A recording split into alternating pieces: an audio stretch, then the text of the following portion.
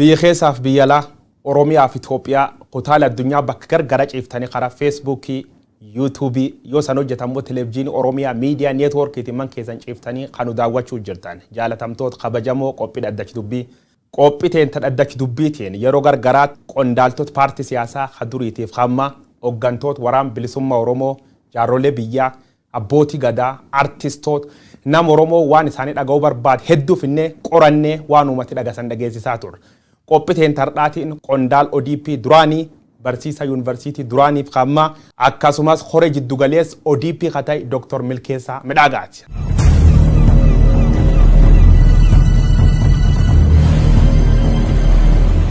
Milkeessaa Midhaagaa Dr. keessummaa dhaddachi dubbii taate waan dhufteef maqaa uummata Oromoo bal'aan ulfaadhi galatoomsin jedhe. Galatoomeettis carraa kana naa kennuu keetiif. Ayyee gaafum jalqabaatiin itti keeyyanna bar 2018 deebina garee tokkoon deessitan tiim lammaan dur tiim lammaan wal qabatti ATM addisuu Taayyee Milkeessaa.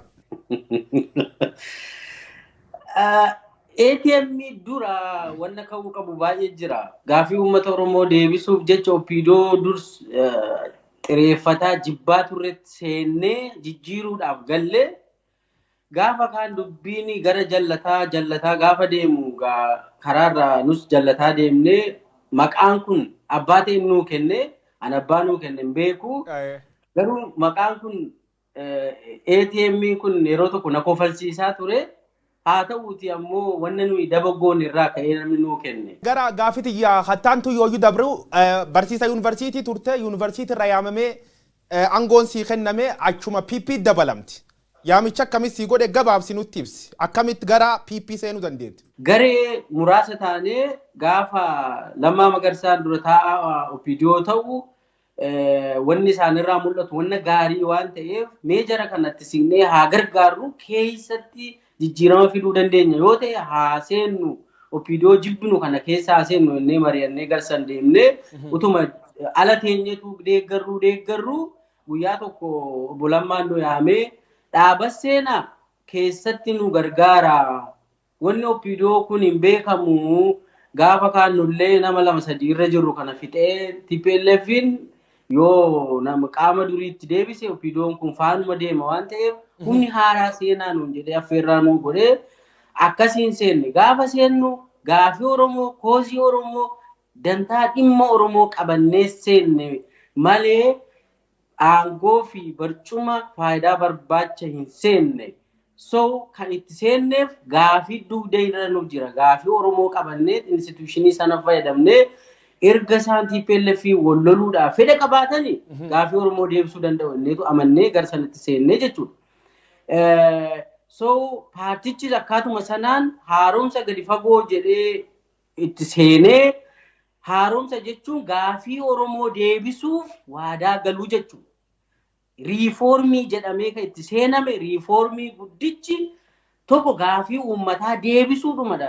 Riifoormiin hiikoo biraa aangoo maal jechuu miti gaafii jajjabaa Oromoon kaasaa ture saboonni kaanillee kaasaa turan fakkeenyaaf gaafii Finfinnee daangaa ishii afaan Oromoo afaan hojii federaalaa gochuu sirna dimokiraasii dhugaa fiduu mirga dhala namaa biyya san keessatti akka bineensaatti ta'aa ture san fooyyessuu ceesisuu dhaaba even walitti fiduu alaabaa Oromoo alaabaa qabsoo bilisummaa Oromootti ceesisuu seenessa biyyaa Oromoo haammatu parsantii 50-60 waa'ee Oromoo ka ta'e seenaa Oromoo ka biyyaa gochuu goota Oromoo ka biyyaa gochuu wanna bal'aa tokkummaa Oromoo daran cimsuu waliigaltee Oromoo fi paartilee keessa fiduu gara tokkotti geessuu walitti deemuu gaaddisa hooggansa Oromoolee ka jedhu wanni dhufee jalqabii gaarii irra ture garuu yeroodhaan kana hunda qabanneetu irra waliigallee riifoormii jechuun kanaaf deebii kennuu ture kan warra waliigallee kuni dhaqee ayya kanaaf seenta kanaaf walitti dhuftan waan hedduu ganga kan deebisuuf karoorfattanii dhuftan sun keessa tokkollee waan deebiftan qabdu yoo hin deebisin maaliif hin deebisin? Hin deebifne takkaawu sababni hin deebifneef fakkeenyaaf yaa'ii dhaabbatummaa magaala Jimmaatti gaggeessine irratti waan kan deebisuuf maqaa tolfachuu qabnannee Opiidoo irraa ODP jijjiiramne. gaafa jijjiiramnu uummanni nu deeggaree waan kana hunda isinii sirreessina ka miidhamellee ka qabsoo keessa miidhamellee ka rasaasni dhagna keessa jiru ka harkichi ta'e ijji jaame warri faca'e hunda akkana jira jarallee ni deebisnee dhaabna jennee waan kanarra jimma walii gallee dhufnee gaafa dalagaa seennu waggaa takkatuun ta'iin ajandaan bira dhufe wanni waadaan kun hundi haa dagatamuu haa gatamuu ajandaan biraa luqqifama. Ajandaa ida'amuu fi ajandaa paartii waliin makuu waliin baqsuu jedhamutu out of the blue bakka ta'ee kan hin beekne kan quba hin qabne wanni kun dhufee jechuudha.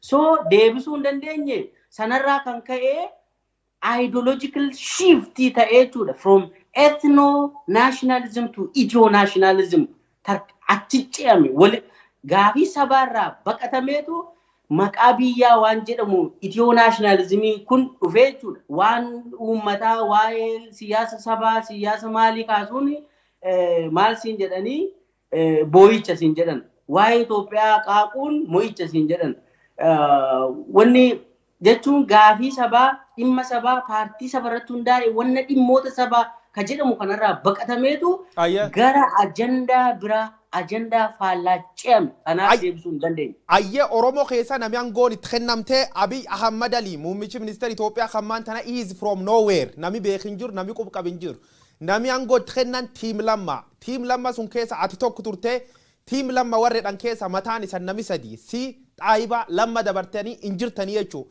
Tiim lammaan ees dhaq yoo du'ellee bakka waal isa uummati nagar maalti san mudate. Tiim lammaa ka inni diigame gaafa lammaan aangoorraa kudeetaadhaan bu'e. Fonqolcha mootummaatu Lammaa Magarsaarra gaggeeffame. Kana namni sirriin gadi qabee hin beeku. Silaa akkaataa seeraa fi heeraati wanni kun Lammaa Magarsaa caffee Oromiyaa dhiyaatee iyyata galfatee iyyanni isaa ragga'uu qaba ture. Akkaan. Ragga'uu qaba ture caffeedhaan. Sababa fedhaa dhiyaatu paartiin aangoorraa ari'atu waan fedhe kaasamu garuu caffee dhiyaatee iyyata galfatee caffee amansiifatee raggaasifachuu qaba ture Lammaa Magarsaa. Iyyatan galfanne wanni raggeessi hin jiru. Lammaan utuun beekiin ganama isaa paarlamaa waamamee tu caffeerraa aangoo tu waan raggaasifatiin ministeera abbaa ta'e waan ta'e ta'ee dhageenya reediyoodhaan. Eenyu nama ajaji kan dabarse ajaji kun eenyirra darbe directly kuudeetaa deemsifameet fonqolchi mootummaa ka Lammaa Magarsaa irra godheenyu. Fonqolchi ka inni godhame koreen giddu galeessaa hin beeku waan kana. Diteelii isaa koree hojiraawwachiistuun beekuu danda'a. Dhugaa rabbiin siin jedha. Nama hedduu gaafadhe gaafsan galgala. Wanni ta'aa jiru eenyu maaltu ta'aa jira? Nu irratti mari'achuu qabna. Lammaa yoo rakkina qabaate gamaggamnee buusuu qabna akka koree giddu galeessaatti jennee nama hedduu gaafadhe namni sii deebisu hin jiru. So egaa waan ta'e keessa isaa hin beeku at least procedurally Lammaan caffee iyyata galfatee iyyanni isaa approved ta'uu qaba ture tu aangoorraan ka'in sanallee gaafadhee ni barre koree giddu galeessaarra guyyaa biraa gaafa wal geenyu muummicha ministeeraa Dr. Abiy Ahmadiin gaafadhe wanni kun heera naannoo cabe adeemsi maaliif adeemsi heeraa maaf cabe jedhee gaafannaan waa hunda baruu fi hiyyaalina deebinaan jedhu naa deebisan muummichi ministeeraa.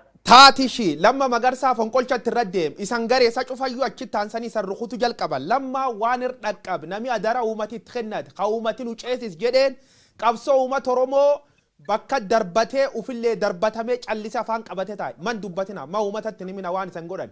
VOA irra taaseera gaafii uummataatu nurra jira ammarraa kaasee dafee tuunaan galiin kootiin jijjiirradhu kootii uummata Oromoon uffadhee jira ammatti kootii kana ofirraa baasee kootii Itoophiyummaan uffadhu jedhee viidiyoo VOA irra haaseera.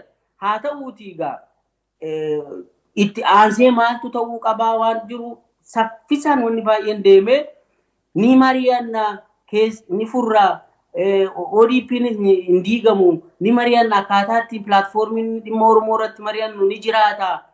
Maal waan jedhuun utuma wanni kun deemuu dubbiin garan taane deemee jechuudha. Ayyam wagga lamaafiyyuu deemuu jirra naannoo Lammaanuu eegan gorra guffameef wagga tokkoof wacaale jira isaniin cufti eegii piippi keessa dhiibamtanii baatanii turtanii jirtan. Ab lamma magarsaa namooti hedduun man keessatti hidhamee turee jedha. Namooti kan kee ganatti dhumne namooti hedduun lubbuun hin jiru jedha. Lammaan qub wal qabdu yaadii samaan qabsoo uummata Oromoo labbuusa akkanumaan dhokachuu moo gad bahee uummata Oromoo waan hin qaba. Manuma taa'aa ture yeroo quban qaba natti himee ture mana sosocho'iin akka jedhameen wanni baay'een ta'e amma biyya keessa waan jiru natti hin fakkaatu. Ayye kaan ammoo siif lamma magarsaa ilaachise gizee hedduu wanni kaasan lamma magarsaa gamma iskoort goomma godhatee itti fayyadamaa biyyi yoo ammaan achi cabee lamma qabatee fuuldur qaqqabe nu sobaa jedhan lammaan dhugumaan dhaab kan keessa ari ammoo diraamaa fi boroduuf keeyyatan. Doktor diraamaa jira. No. Lamma baay'ee akka diina tokkoffaatti dhagan. Baay'ee amma engadda kana eegdonni lamma hidhamaniiru galaanitti sassaabamanii hidhamaniiru.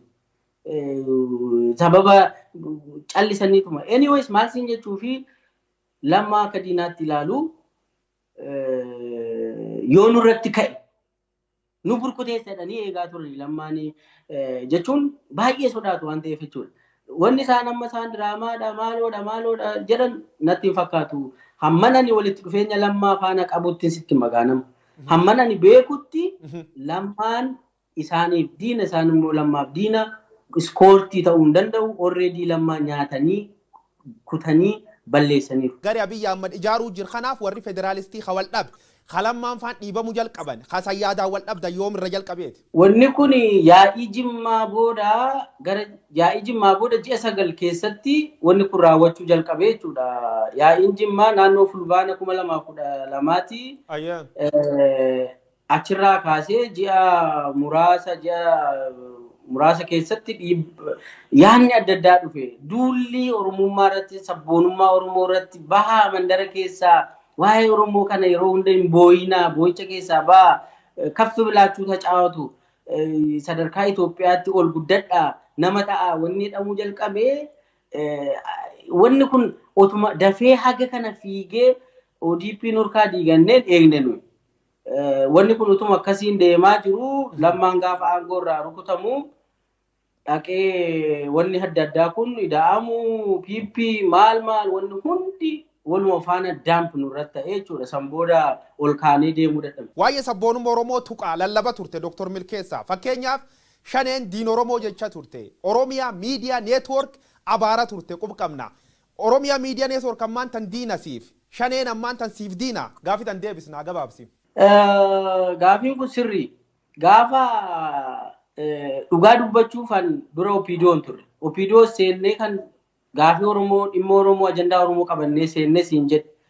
Achirraa gaafa wayyaanee kuffifnee jennu dhiibbaa uummataatiin wanni nuyi beeknu Oromoon bilisoomeera jennee amannee jechuudha.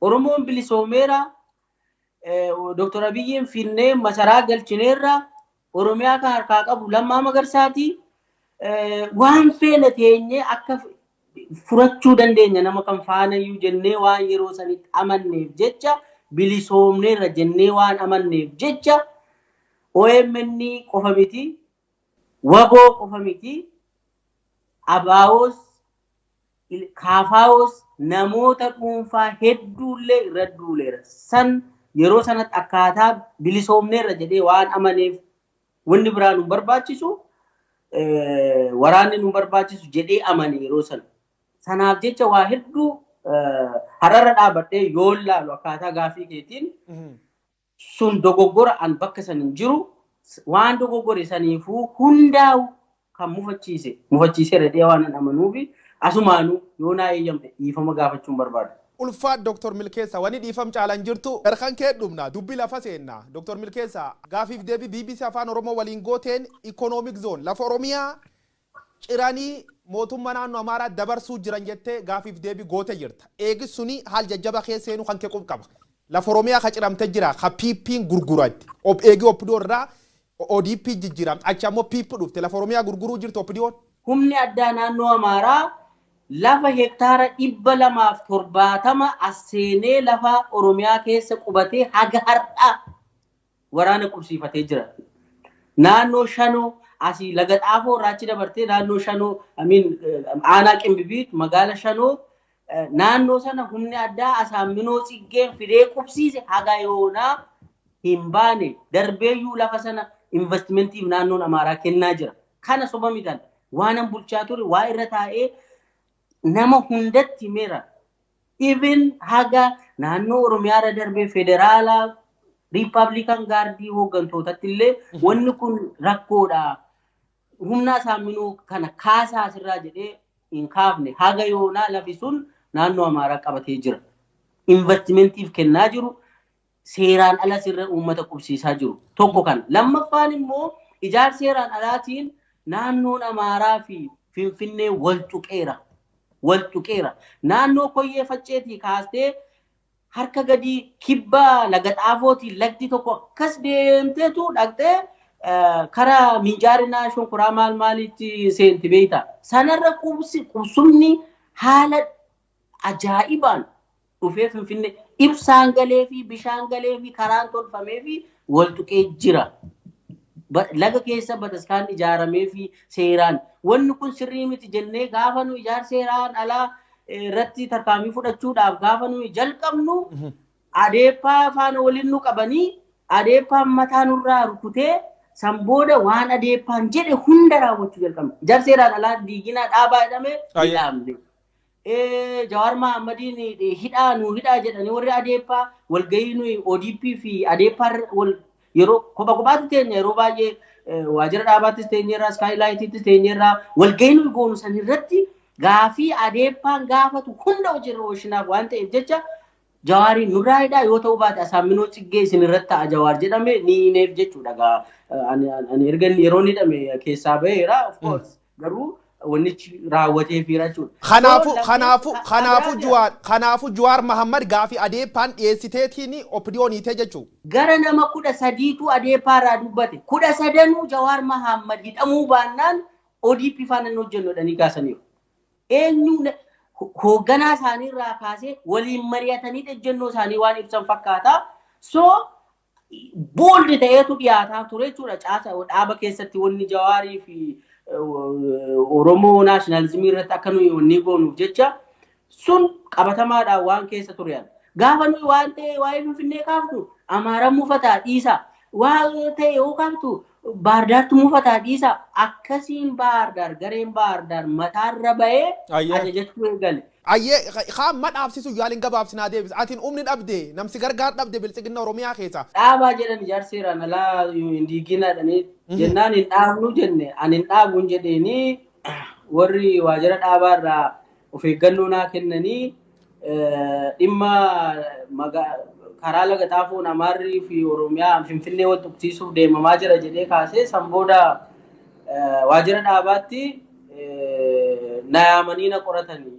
Tokko hiriyaadhuma koo fi nama biraatu na waamee akkamii miidiyaa irratti haasoftatanii na qoratanii wanni kun baduuf jira ani iyyee dadhabee so kanaaf hin dubbadde jedhee qorannaa sana akkasuma inni jedhee bira darbee deemee namillee ijaarsa seeraan alaa diigde jedhamee qoratamee jira caasaa mootummaa keessa namni nafaana hojjete qoratamee doorsifamee ni jira. Fedhii isaaniitiin godhuu jiran jechuu ijaarsa seeraaraa hin deeggaruu jechuu isaan. Amaarri naannoon Amaaraa diigina Amaaratu wannoo ta'a jedhee kaasnaan inni dhaabataaf gaafiin Amaaraa yoo fedhan baasee adeeppaan naannoon Amaaraa Abiy bushuu hin dandeenye ati jedhaniiti ittimu. Isaan mirgaaf bilisummaa akka malee qabu barga. Ati nuyi garuu hin afaan keessanittis ximbisittiin jedhiinaa ni mufatu ni maal ta'u maal akkasuma afaan keenya qabnee teenya jechuudha. Gaaf gara walti dhufeenna keetiif walti dhufeenna muummichi ministeeraa dabar agbeet keessa odeeffannoo qabu. Intarbuutan si dolchuun duratti walillee naasomnee odeeffannoo baay'ee waan kolleektu godheef. Muummichi ministeeraa guyyaa tokko waajjira kan keessa ittaana kan keessa caala waliin qabatamtanii deemtanii turtan. Gaafas eessisan geessan. Gaaf sana dhugaa dubbachuu fi biiroo aangoo walirraa fuudhaa turre nama haaraa bakka kiyya bu'isan hoogganaa biiroo lafaa ammaa jechuudha. Utuu wal harkaa fuudhinsa aangoo irra jirru poolisii Oromiyaa erganii nu lameen nu qabanii nu fuudhanii deeman. Nu fuudhanii karaarra dhaabbannee bakka ta'e waliin bilbiluu iddoo ta'e bilbilanii asii godhanii akkas godhanii sa'aatii dheeraa erga nu dhaabanii booda maali dhiiroo eessa dhaqnannaan komishinii poolisiitu isin barbaadaa nuun jedhan. Komishinii poolisii taadhaa anatti hin bilbiluwan hooggansa olaanaadha. Hoogganaa biiroo kaabinee naannooti. Ani poolisiin akkamiin qabamee deema jedhee qabaa fidaa jedhamni gaanu dhiifama nuu godhaa dooktar naan jedhu ijoolleen poolisiin waan beeknu hin qabnu jedhanii bibilbilanii booda sa'aatii dheeraa booda nu gadhiisan. Eenyu akka nu qabee eessa nu geessu akka barbaadan tarkaanfii akkamii akka fedhan hin beeku. Guyyaa sanii kaasee Shimallis pirezidaantiin naannoo Oromiyaa bilbila narraan kaasu maseejii naan deebisu kadhadhee maali wanni kun dhiiroo ati hiriyaadhaan naallee waliin baranne maalan balleesse wannumti ani godhe yoo jiraate na waamtee an na reebbachuu hin dandeessu akkamiin akkasi ta'an jedhee maseejii erge maal jedhe naa deebisuu didee sanarraan addaan baane jechuudha pirezidaantii naannoo Oromiyaatiin eegasii asitti maaliif akka naa deebisuu dide hin beeku inni ajaju haa dhiisu alreediyaan waan narra ta'e itti hime garuu akka hoogganaa kiyyaatti na yaamee maal sirratti ta'e naan hin jenne waan ta'eefi waan yaadantu ture waan yaadetu ture so achumarraa kaasee addaan baane jechuudha. Ayyee waan yaadan kan aangoo Shimallis Abdiisaa isumas si qabsiismoo aangumisaatiin inni si qabsiismoo gubbarraa jajii dhufe gaafas akkasi dararan ma uummatatti hin dubbatin kallee gaafas. Achi teessee waan kana haasa'uun xiqqoo natti ulfaata jechaa fi sodaanis ni jira sin dhosku haa ta'uuti garuu wanna tokko akka beekamtii olii ala hoogganaa biiroo tokko qabdee fuutee deemuun ni ulfaataan jedhu ilaalcha akkasiin qaba. Ayyee hoogganaa biiroo olii yoo gubbarra ajajanii fakkeenyaa fi Shimallis Abdiisaa pirezidaantii mootummaa naannoo Oromiyaayis gizee hedduun qeeqama. Shimallis Abdiisaa cunduur aangoon qabu Abiyyi gubbarra jedhanii warri siyaasaallee yeroo jechooti itti darbatan argina. Shimallis Oromiyaa ufumaan umnufiitiin bulchuu jirmoo ajajum gubbaa dhufuun bulchuu jira. Mee deebistaan. Laal Oromiyaan hin jiru amma naannoo Oromiyaan jedhamu hin jiru. Kana jala muraa qabadha. Amma ka jiru paartii tokko jira. Paartiin sun maqaa isaa akkaataa boordiin filannoo beekamtii kenneefiin dambii ittiin bulmaataa isaa irratti keewwata tokkorraa paartii prosperity paartii yookaan bilisiginnaa jedhamu jira. Amma namni badhaadhina barwaaqoo maal jedhee haasa'u kan eessaa akka fidan hin beekan beekamtii legal name jedhamu jira. Paartii takkaa jira. Paartiin sun pirezidaantii tokko qaba. Pirezidaantii santu naannoo pirezidaantota hunda muuddata. Akka fedhe muuddataa ni ajajataa wanni godhata. So kanarraa kan ka'e naannoon Oromiyaa jira naannoon kan jiru jedhee nama federaalizimii barates waan ta'eefi odeeffannoo qabuun qondaaluu mootummaa keessa horsuuna tuqee jirtu keessa muummichi ministeera Oromoon na deeggaruu baannaa waggaa dhibbaatiif isan cabsaa jedhe dubbatee jedhan wanni kun dhuguma. Akkamiin guyyaa ODP diigamuurraan dhiitee manatti gale. Nama muraasa faana galle manatti san booda warra ODP hin diigamtu jennee galle kun qorannoof nu yaaman. Ana yaame muummicha ministeeraatu na yaame ganama sa'aatii 2:20 dhaqee laaqan abba jechuudha. Achirratti waan hedduu kaasneerraa san booda achi keessatti gaa waa baay'ee kaafnee wanni takka namne sa'aatii dheeraa naa kennanii muummichi ministeeraa waliin haasofne achirra Oromoonii na deeggaruu qaba. Yoo na deeggaruu baate immoo ofiifuu ni caba. Cabu immoo hin ka'uu ka jedhu dubbataniiru. Anumaatti dubbataniiru. Kanaafuu Oromoo yoo biyyin deeggarin hin cabaa karoorri amma biyyaaf kaayettiin Oromoo ittiin ijjeesuu jirsun jechuu. Ni cabaa jedhan kaanaan yoo na deeggaruu baate. Dr. Milkeessa ma uummatatti nimina waan hagan gaareessan uummatatti himuun qabdani uummata balleessuuf ijjeesuuf itti deemuu jiran isan hoggantooti Oromoon bakkeeyyatti si lamma warri am quuqam qabdan jedhanii uummatillee kireeditii sanii kennu kun calliftanii taa'uun imaana uummata nyaachuu san hin taane. Laaboonni kun wanna humna keenya olii ta'e dhaqee dhugaasitti man waan si dhos kun qabu waan justify godhadhu hin qabu. Achirraa ka'ee wanni erga gaafasii managgalee mari'annee wanna baay'ee wanni mul'ate san booda piigooneetu hiina hunda ishii sassaabneetu maal goonaan jedhu kun nutti ergamee nutti kaasa gidduu kana keessa piikii goonee galchina faanaan jedhanii natti erganii turanii anis piik ta'uudhaa qophaa'atan ture dursees waan tokko goggodhaatan ture anyways waan humnaa olii ta'ee akkitti dubbattu hin jiru yookaan dubbattee safar gochuu danda'uu qabda jechuudha. Sana gochuu hin dandeenye sanaafan iftoominaanan himaa jechuudha uummatatti. Ayyee doktor. Balleessaa guddaa. Balleessa guddaa. Ulfaan kaan ammoo ayyaanni irreecha kabajamuuf yeroo jalqabaaf ag PP nangoo qabatte ayyaanni irreecha guyyaa tokko feeyyamanii fi yoo ayyaani gaammoo koronaan Itoophiyaatti hin dabala. Koronaan ayyaani hin jaalatisa. Koronaan amantaa waaqeffataa kanallee waan jaalatanatti hin fakkaatu. Kanaafuu Shimallis Abdiisaa gaafas waa dubbatee jiru. Sirni nafxanyaa ka waggoota dhibbaatiif nu cabsinee dirree kanatti deebineedha dubbatti. Warri Minilik guddoo lolee guddoo waacif. Eegi suni jalqabee Shimallis dabalate qondaaltoti teessan cuftinu maqaa Itoophiyaa jedhu malee Oromiyaa jedhu hin baqatan. Gaafas adeeppa ammaan isan gootu warni hin akkamitti santi kenname. This is really good question. Waan kana irratti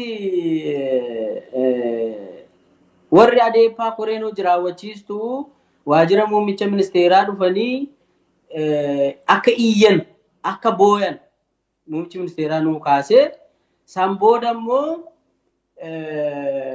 dhiifama akka gaafatamu dhiifama sana immoo waajjirri dhaabaa akka nuyi wanni kun nafxanyaa wanni jedhame cabee jedhame sun wannoo akka ta'e akka dogoggoraan afaan namaa keessaa akka ba'ellee jedhanii waajjirri dhaabaa iskiriinshootii isaa qabaachuu dandeessu waajjirri dhaabaa dhiifama gaafatee ture.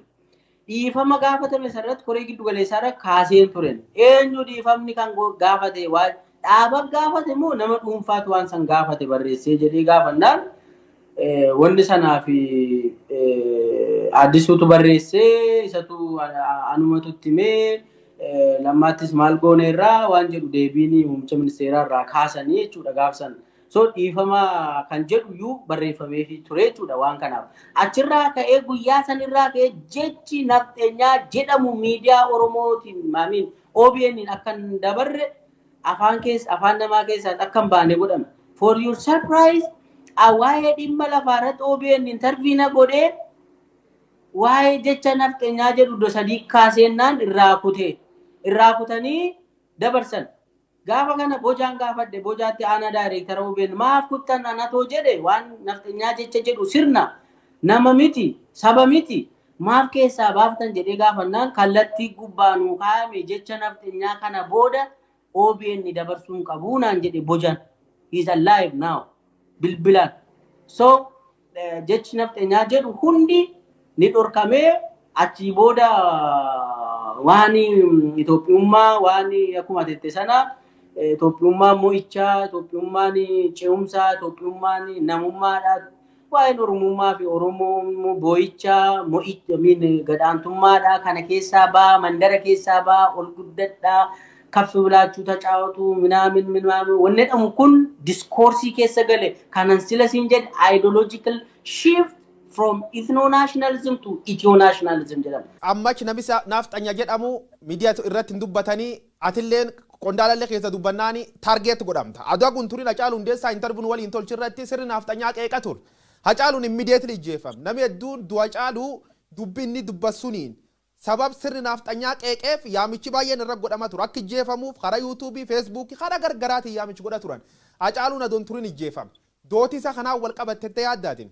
Hacaaluun waan dursa irratti pilaan ta'ee ture natti fakkaata. Namoota hedduun akka ajjeefamuu barbaadaman quban qaba. Qaamni mootummaa akka isa doorsisaa jiran baranan bahu jedhee namni dubbataa akka ture barana rukutuu malu na ajjeesuu malu jedhee dubbataa tureera. Kan namni isatti dhiyeenyaan jiru haasa'uu irra danda'ayyuu. Ayyaatni ogees federaalizimiiti ekspertii waan sun irratti waraqata baay'ee barreessite waraqata barreessullee baay'ee dubbisee dabalataan ammoo waa'ee federaalizimii kan gubbaalleetti hayyu jedhetti yaada. Kanaafuu federaalizimiif gocha wal birqabi kompeer kagoonu. Abiy Ahmad yookaan kaadireen biltsiginnaa isaati amma gandi keessatti uummata leenjiftuu sabdaneessaa, afdaneessaa, adidaneessaa jedhanii DDD kan dasee kan waan baay'isan na fakkaata. So is Abiy Ahmad is really federalist. One ideology federalizimii qaba. Tolchuu jira. Bari san turtan tolchee jira. Federalizimii dhugaa miti federalizimii sobaayyuu ta'uu hin danda'u. Kabaratti PLF federalizimii sobaa jechaa turreemi. Federalizimii sobaa ta'uu hin danda'u. Maaltu jira beektaa? Ajandaa qara dabarsuu, ajandaa busheessuu waan jedhamu tokkotu jira politiksii keessa. ajandaa sirkaa fuudhameetu ni busheessita. Ajandaa sirraa hatamee busheessuu waan jedhamutu jira. Amma maal jedhu fakkeenya federaalizimii dhugaa hojiirra oolchaa jirra. Federaalizimii dhugaa aan federaalizimii maastersii PhD irra baradhee qara'ee taa'eetiin na dhukkube mataa na dhukkube. Federalizimiin hojiirra oolchina yoo jettu at least minimum criteria qaba. Federalizimiin criteria 7 siisarara sanarra dhaabbattee wanni hojjetamaa jiru amma bar wanni jiru beeraawi jedhamaa jira ko beeraawi makalaakiyaa saraawwi jedhamaa jira ko beeraawi jechuun unitary system keessatti beeraawi jetta malee federaalidha. Biyya Ameerikaa ta'u biyyoota federaalistii ta'an keessa beeraawi jedhamu hin jiru. Wanni dhossa wayi nu bira qabda. Waggaa hardhaa bardabree jiha gayyaa kan keessa Oromiyaa Media Network waliin gaafiif deebii gootee jirta. Gaafiif deebii sun OMN illeen hin dabarsine kaayee jira. Yoo qabame ani dhamtaay, yoo ani jeefamtaay, interview tannaa dabarsaa itti nu kennat. Adaaraatu nu kennat sunullee laf kenneen dabarsine tursine jira. Du'a of sodaatte siidhuuf karoorsanii. Laal wanni ture yeroo san tokkoffaa akkuma siin jedhe erga kudeetaan gaggeeffame booda namoota lammaa dhiyaatan namoota mul'ata san morman namoota bilchiginnaan dhufuun qabu ODP dhufuu qaba Oromoon hiree ofii murteeffannaa isaa ofiin bushuu danda'u qaba paartii maqaa Oromoo bifiyyee qabiyyeen Oromoo ta'e Oromoo bushuu qaba jettee haasoo ta'u ta'e balaan sirra ga'a. Of course anan sihinaan jedhu natti dhufeera deegnatiin naannoo mana koo oolaa guyyaa wayis na hordofanii galgala keessa wanni ta'e jijjiraa so wanni nani hubadhe hidhamuu mala duullee mala garuu waa uummanni dhaga'uu qabu baadheen du'echa warra OMN itti madhee isinillee galatoomaadha interviina gootanii ol keessan. Warqinee Tashoomaayeen Dr. Milkeessa. Awwaati tina yaalisiinka so inni penne mi kiyyaa ture. Ayyo warqinee Tashoomee suniini yeroo baay'ee deebiftee penne mi Awaash Post gubbaa baay'ee barreessa turte artikilii kan kedhuga dubbachuu fi fagoolee dubbisa ture maqaa kanaan huizu warqinee Tashoomaa jedhaanu gaafina taa turte dhiyootan dhagaye achirratti ammoo Abiy Ahmad qeeqa turte federalizimii bara Abiy Ahmad the Maasai of something complexity zakan namicha akka qiyama biibusuu jirachum teete barreessa turte in sodaanne moo maqum kanatti amante turte. Yeroo tokko gaa akkasuma is normal gaafa afaaniin ofii gabbaatee hojjechuu dadhabdu immoo waan wayii godhu immoo qabda. Karaa ta'een si keessa waan jiru waa itti amantee waan dhugaa ta'ee keessa hin tureni hoggansa olaanaadha nan beekaa waan ta'e immoo dalaguudha qabda. Actually kaataa saniin babarreessaa ture account maqaa kiyyaan miti wanni suni probably citiin taani na baasifte maal taate. Ayyee Hacaaluu Hundeessaa du'ee namoota hedduun dhumatanii yeroo muraas boot ayyeroo sunidha jira horteettan hora jiddu galeessaa ODP ta duri taan cufisan teessisanii isan nam sadi si lamma magarsaatiif Xaayibaa ujirraa ugguran namoota hedduu warningi kennaniifi jedhan korsun kee turte mee mariin guyyaa sun godhamtu maal fakkaatti sababi ittiin himatamtan maal fa'a? Ankora san irraa hin dhaime dubbiin akka inni hammaataa ta'e bareen irraa hafe maali mataa dhukkubsachuudhaan barbaanne sababni isaa akkaataatti ODP'n diigame ani hin fudhanne aga dhumaattis hin fudhanne maaliif ODP'n at least ODP'n Oromoo Democratic Party waan Oromooti jennee irra walii gallee gaafa Oromoo deebifna Oromummaa cimsinannee irra walii gallee dhufne gaafa sun diigamu paartii haaraa maqaa Itoophiyaa qabatee ideoloojii dudullachaa kana of keessan naqee dhufe ani hin fudhanne so gaafa kana achitti walgahii jira jedhame ani hin akka carraa lamaanis irratti hin hirmaanne akka carraa Xayyibaa sossobaniituma geessanii haleellaa dullaan irratti tumanii kophaatti argatanii isheen illee amma ta'e ofirraa faccisuu yaaltee difeen gochuu yaaltee haa ta'uuti garuu hunda keenya irraa suspend nu godhanii ana kan ittiin na himatanii iccitii keenya baasaa jedhanii na himatanii waa biraatiin nani manne iccitiin nu jalaa karaa feesbuukiitiin abbaa ta'e barreessaa maqaa hin beekna foolii barreeffama isaanii quba qabna maal kana kaasanii ragaa garuu dhiyeessuu hin dandeenyaati iccitiin taane baafteeffammaa so iccitiin dhufaa dhiyeessaa turte mee warri icciti dhiyeessaa fi tursun dubbadre nuqee jirra ayyee kadabarru mee akkumaan gorraa deemtanii namoota gari ammoo warniin gitti kennanii jiran jedhanii namoota warniin gitti kennan ka'umati beekuu qabu yoo barbaachisa taate dubbachuu feeti. Biraanuu Saggaayee fi Taakkalee Uumaadhaa fi warniingiin kennamee fi guyyaa sanaa ana Xayyibaaf Lammaa immoo saspeendiin godhanii akka koree giddu galeessaa keessaa wanni jedhamu godhamne garuu seeraa ala wanni sun waajirri paartii damee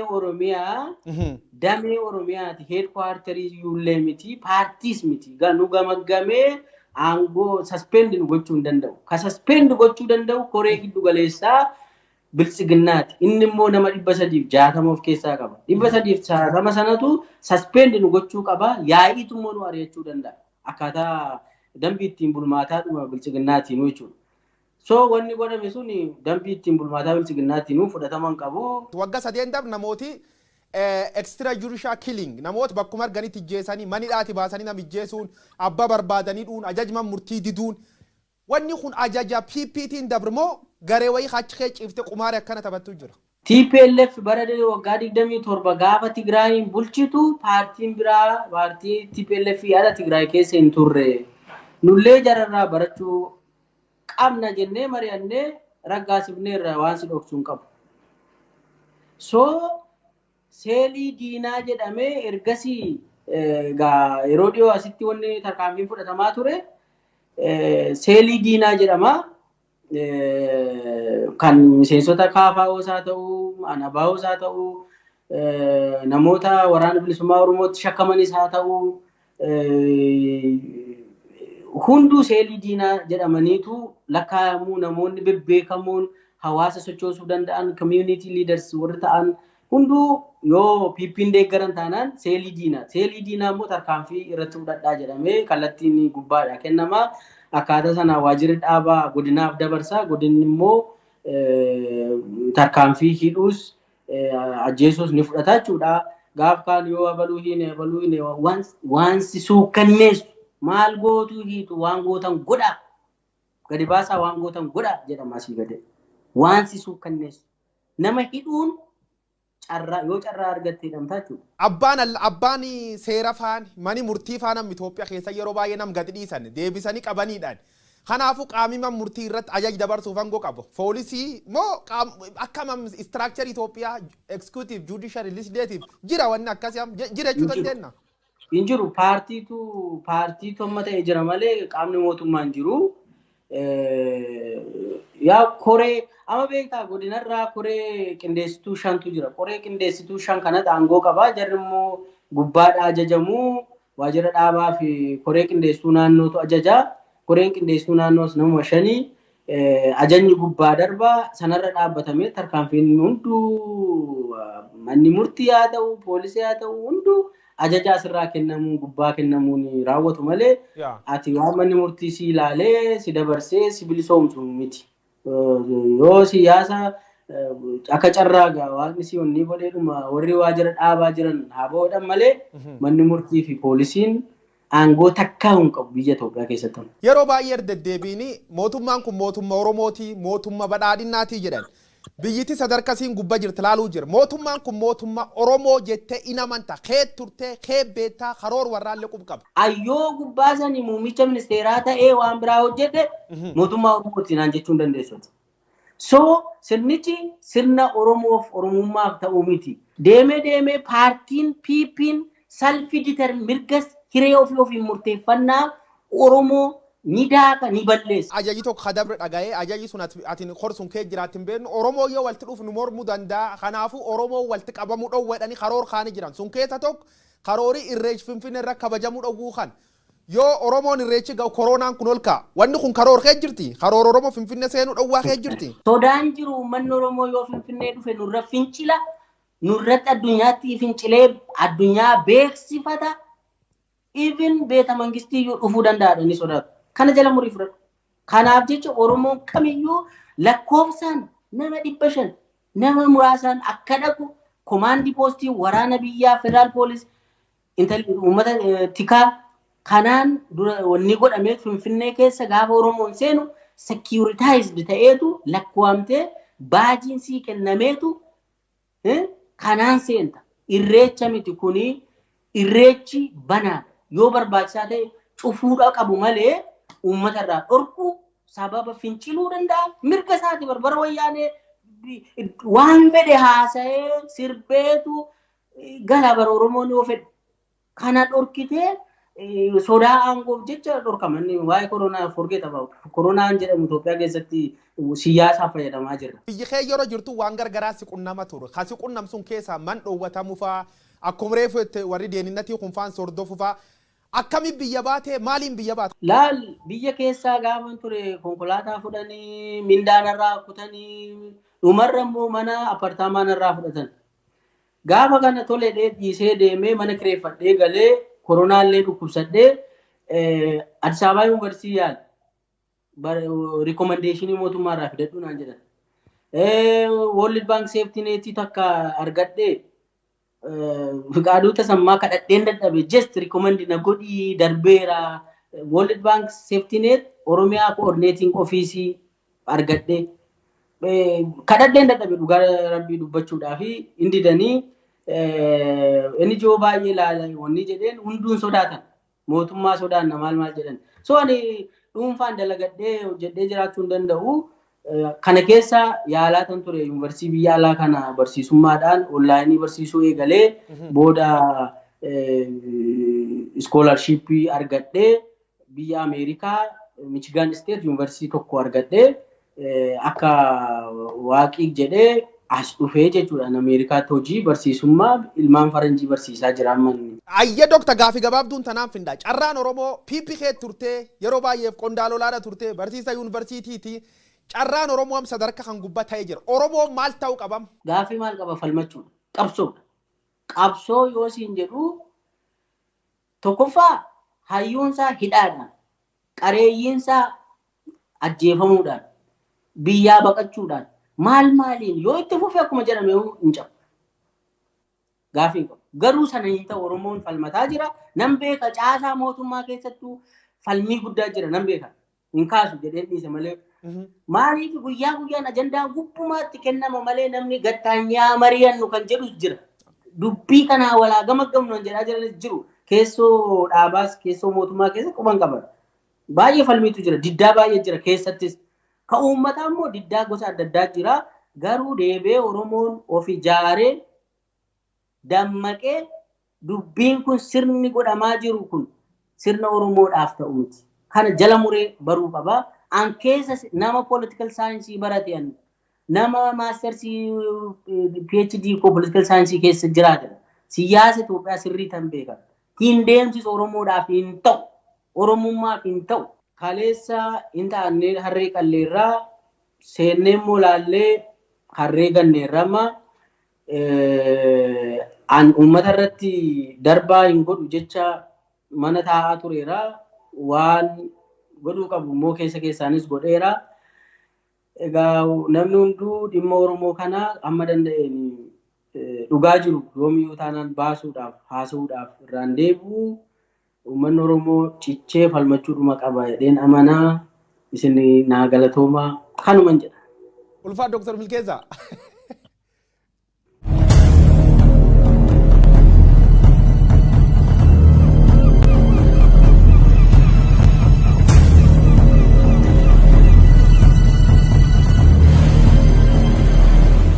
Ayyee gaafiif deebiin Dr. Milkeessaa midhaagaa waliin goon kan fakkaatu turu waan nu daawwattaniif galata qabdu qophiiteen ta'an yookaan sagantaa kan deebiin caqasuuf Feesbuukii Oromiyaa Miidiyaa Neetwoork akkasumas yuutuubii keenya ilaaluu dandeettu. Sagantaan kun armaan dur torbaaniin guyyaan isanii dhiyeessa turre taatullee biyyirra eegi fagaan namoota argachuu waan hin dandeenyeef karaa skaayipiitiin namoota tokko galchinee isanii gaafachuu jirra jabeessineetti fufna. Waan nu daawwattaniif galata qabdu. An guyyoo waaroo obba jirmaati ulfaadhaa.